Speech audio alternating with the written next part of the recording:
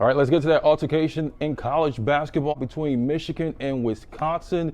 I got a chance to catch up with John Horford, former Michigan basketball player between 2010 and 2014.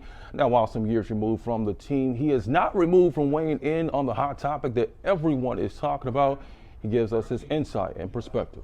No, it's not right where I'm not trying to justify, being physical or violent, in any way, but to accept that we all are human, things do happen. And it genuinely looked like Jawan was trying to remove himself from, and he was just trying to walk past, just trying to walk by.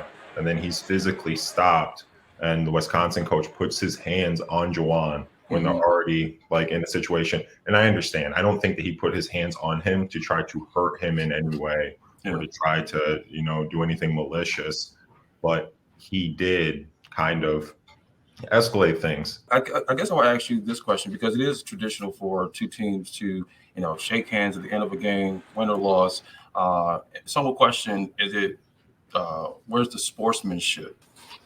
Sportsmanship is obviously it's extremely important, but it's also extremely important for us to know ourselves. And there are times when we know it would be better rather than engage with somebody who we're upset with at the moment, to remove ourselves from the situation is oftentimes the more mature option in the moment. Because if you know yourself and you know that you may be set off by somebody, making a comment to you in that line, removing yourself from that is the best option. And I think that's what Jawan was trying to do. But some would say, now there are calls for accountability and responsibility for how we're, but some would say it's on both sides. What do you think the accountability lies for both coaches? I mean, that's not for me to decide. I would say apologies from both sides. It's definitely not one-sided. I'd say both of these coaches, they are leaders of men, young men, and you were a Michigan Wolverine basketball athlete at one time. How do you think the players look at how this altercation played out? I guess it really wouldn't be fair for me to say, because I don't know how these players in this specific circumstance, based on what they saw, what they felt, what their coaches are telling them in the locker room after these things happen. But I would have looked at it at probably the way that I'm looking at it now. What had probably irritated Howard, and that was the timeout call by Wisconsin with just a few moments left in the game.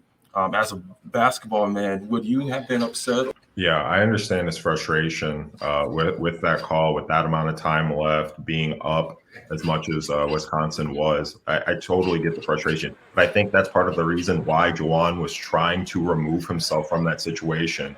He didn't want to put himself,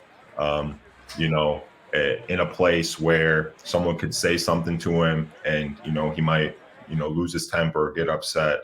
I genuinely think, looking at that video, that he knew what state he was in, and he was just trying to just keep it moving, get to the locker room. Certainly not the headlines you want to read about your, former university, but where do you think this all moves forward? I would say with the coaches coming out and just, accepting responsibility for what they did, apologizing for what they did. They know that they need to set a better example, for the people on their team, for the people watching at home, for, people within the basketball community in general.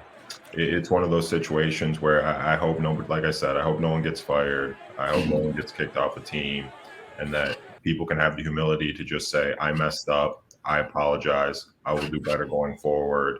And that's where I would leave it.